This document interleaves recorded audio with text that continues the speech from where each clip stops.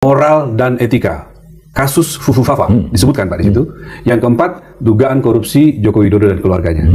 Empat ini menurut Pak Mahfud kira-kira berpulang masuk dalam kategori tadi itu kan? Bisa. Ya, kalau itu nanti bisa dibuktikan. Satu, yang paling gampang dugaan korupsi. Karena masuk di dalam 4 jenis kan.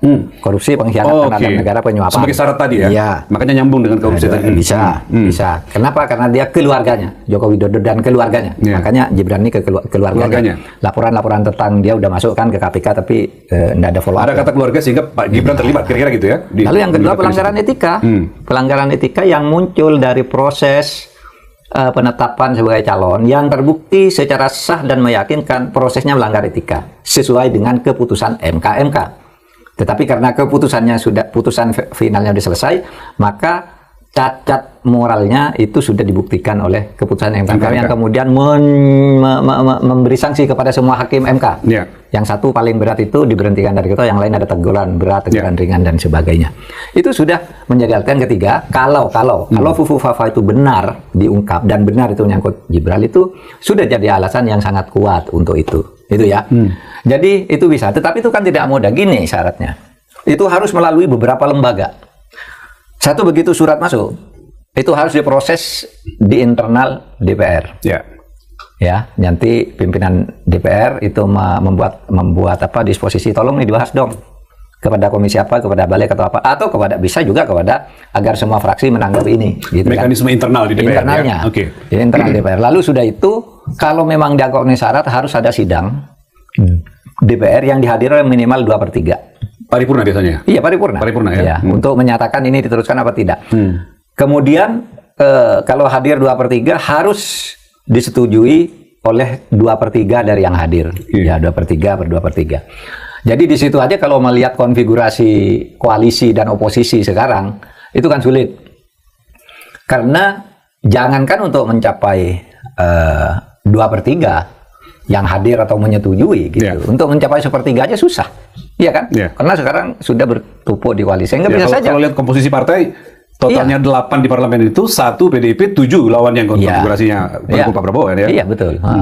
Mungkin yang tidak jelas-jelas berkoalisi, Nasdem sama PKS kan? Ya, Nasdem, PKS. Nah, yang lain sudah dalam koalisi itu, dan itu tidak sampai 1/3 kayaknya kalau digabung ya, jumlah itu, atau lebih sedikit gitu. Tetapi tidak... Mendekati separuh sih, Pak. Pasti tidak mencapai 2/3. Nah, itu satu.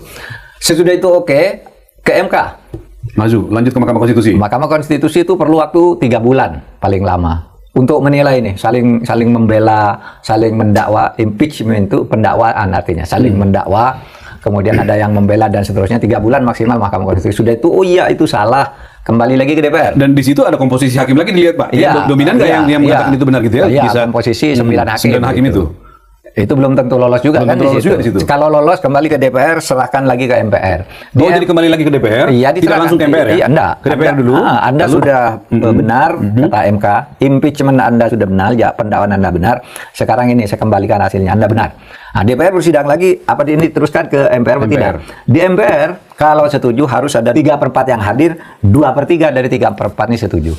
3/4 yang hadir, lalu yang bersetuju 2/3 dari 3/4. Di MPR tuh Pak ya? Iya, di MPR. Panjang sekali prosesnya. Jadi itu tidak mudah. Dan proses ini memang dibuat untuk mempersulit cara menjatuhkan presiden. Karena memang presiden itu harus tidak mudah dijatuhkan lah, harus kuat posisinya presiden dan wapres ya. Iya. Tetapi tidak juga mudah kalau kan hukum itu produk politik. Selalu balik semua ke yang, itu ya. Semua kalau yang politiknya berubah maka hukum bisa menyesuaikan dia. Semua yang ya, halo teman-teman, kembali bersama saya di channel ini. Salam inspirasi, salam NKRI harga mati. Bersama saya di channel NES 2045 yang membahas seputar politik, pendidikan dan juga budaya. Ya, soal bagaimana yang disampaikan oleh Profesor Mahfud MD, tentu suatu penyampaian yang menjadi sebuah pemahaman baru kepada kita bersama, yaitu soal Fufu Fafa dan juga kalau kita melihat ya berbagai dinamika politik yang terjadi saat ini di kancah politik nasional, tentu kita sering sekali atau mungkin beberapa hari terakhir ini sangat menggelegar sekali bagaimana tuntutan dari para purnawirawan TNI dengan berbagai ratusan jenderal dan pangkat-pangkat lainnya yang menuntut mengirimkan surat pemakzulan Gibran ke DPR. Tentu nanti DPR ya harus menanggapi ini secara serius karena petisi ini bukan main-main. Karena ini bukan hanya dari masyarakat biasa saja, tapi dari purnawirawan TNI yang berjuang untuk negeri ini dan mungkin banyak jasa yang sudah mereka tinggalkan untuk kemajuan bangsa dan juga negara. Tentu memang di sisi lain bahwa pemakzulan wakil presiden atau penggantian, pencopotan dan lain sebagainya tentu itu bukanlah hal yang mudah. Ya, meskipun bukan hal yang mudah, bukan berarti tidak mungkin. Nah, bisa saja ada dasar-dasar hukum yang mungkin memungkinkan Gibran itu bisa dimakzulkan dari posisinya sebagai wakil presiden. Dan memang kalau memacu pada putusan 90 di Mahkamah Konstitusi pada 2024 kemarin, tipis harapannya kalau hanya bermodalkan itu mengeluarkan tuntutan ini, karena bagaimanapun itu sudah sah secara hukum, ya.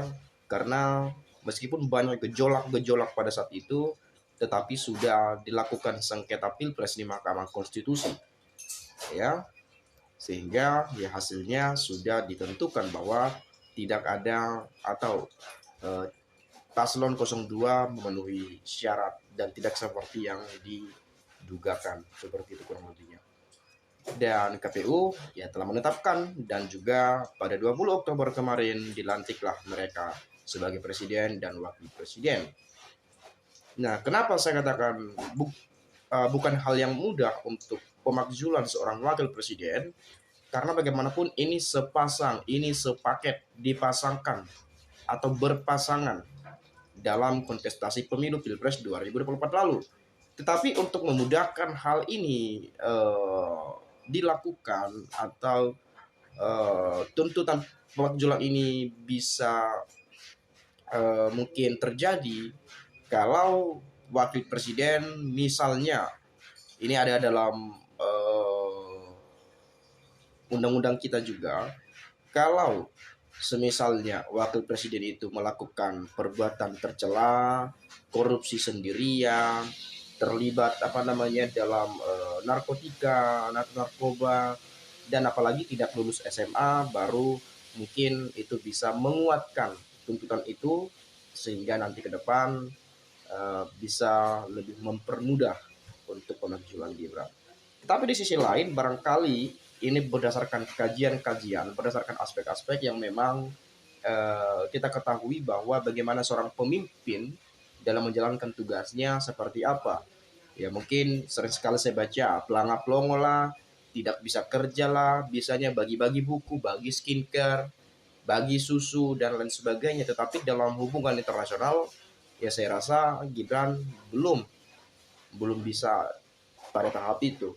Karena sering sekali kita juga melihat bahwa ketika misalnya Pak Gibran ini berpidato misalnya ketika menanggapi isu-isu publik, berbagai persoalan-persoalan, pertanyaan-pertanyaan yang disampaikan kepada beliau, ya kita mungkin bisa melihat secara sadar bahwa oh ini Gibran mungkin belum cocok untuk menduduki kursi sebagai wakil presiden. Tetapi sering sekali dari pihak-pihak lain juga menyampaikan bahwa apa salahnya kita berikan kesempatan kepada anak muda, apa salahnya anak muda maju sebagai pemimpin, apa salahnya ini itu dan lain sebagainya. Ini kan perwakilan anak-anak muda dan lain seterusnya. Ini bukan persoalan memberikan kesempatan kepada yang muda, bukan soal muda atau tidaknya.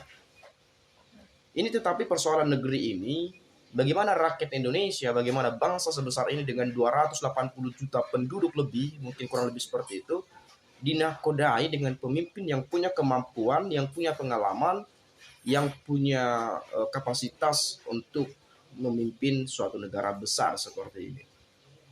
Tetapi kalau saya melihat berbagai penyampaian teman-teman kita di berbagai komentar-komentar yang sudah saya upload di channel ini, tetapi ini komentar cenderung kepada Gibran, cenderung kepada Pak Jokowi, tetapi bukan kepada Presiden Prabowo Subianto. Dan yang paling anehnya lagi, bahkan ada orang mengatakan Gibranku. Bayangin tuh, Gibranku, seakan-akan Gibran itu didewakan gitu. Gibranku. Sekarang Jokowi, kader PSI, semacam menabikan Jokowi misalnya, ya, padahal yang mau jadi bursa ketua P3 Jokowi ditolak, padahal di sana para ulama-ulama banyak gitu ya. Datang kader PSI mengatakan, ya semacam menabikan apa namanya Pak Jokowi tadi. Ini kan sesuatu hal yang aneh gitu. Bisa sekelas kader PSI. Ya. Jadi banyak juga semacam mendewakan Pak Jokowi ini, saya nggak tahu kenapa gitu ya. Ya mungkin barangkali seperti yang kita dengar, ya barangkali ya buzzer-buzzer atau apalah. Tapi untuk mungkin soal tuntutan pemakzulan ini, kita nggak tahu ini harapan atau tuntutan yang hanya sekedar tuntutan yang disampaikan, namun tuntutan ini tidak diproses, atau harapan ini tak kunjung tersampaikan, atau memang ini tuntutan yang menjadi harapan yang akan terlaksana. Nah, kita akan tunggu ke depannya bagaimana, dan semoga ini bisa menjadi awal yang baik ya. Dan ini juga rasa-rasanya untuk menumbuhkan kembali demokrasi Indonesia. Karena perbedaan pendapat itu ya hal-hal yang wajar. Ini pro dan kontra. Di satu sisi banyak yang mungkin ya nggak layak lah, nggak cocok lah, dan lain sebagainya. Di sisi lain banyak yang mungkin ya Gibranku. Ya, banyak yang mungkin ya itu cocok tuh, bagus, dan lain seterusnya. Inilah negara yang berdemokrasi. Perbedaan pendapat, perbedaan pikiran, perbedaan penilaian, ya itu salah satu untuk menumbuhkan demokrasi Indonesia. Nah di sini kebetulan saya coba baca bagaimana komentar teman-teman kita. Saya akan sampaikan ini beberapa saja. Nanti teman-teman boleh silakan sampaikan juga komentar Anda ya. Penjarakan semua keluarga Jokowi kalau benar-benar korupsi uang rakyat, biar rakyat kecil puas. Harus sigap kalau ada kesalahan, jangan tunggu mereka merevisi kesalahan datanya. Kami rakyat siap menunggu pemakzulan Gibran, harus dibuktikan. Pak Mahfud, rakyat menunggu ketegasan Bapak, habis koruptor semua, jangan. Ini soal kasus Fufu Fafa ya, yang diduga kuat adalah milik Gibran, yang banyak postingan-postingan yang sangat tidak bermoral, cacat etika sama sekali. Saya melihat di sana adanya, ya saya bilang konyol lah, kalau bahasa Rocky Gerung dungu gitu ya. Postingan-postingan itu bahkan menjelek-jelekan Presiden Prabowo Subianto. Memang ini postingan yang sudah lama sekali ya, menyerang tokoh-tokoh nasional, bahkan masuk pada skandal tuh.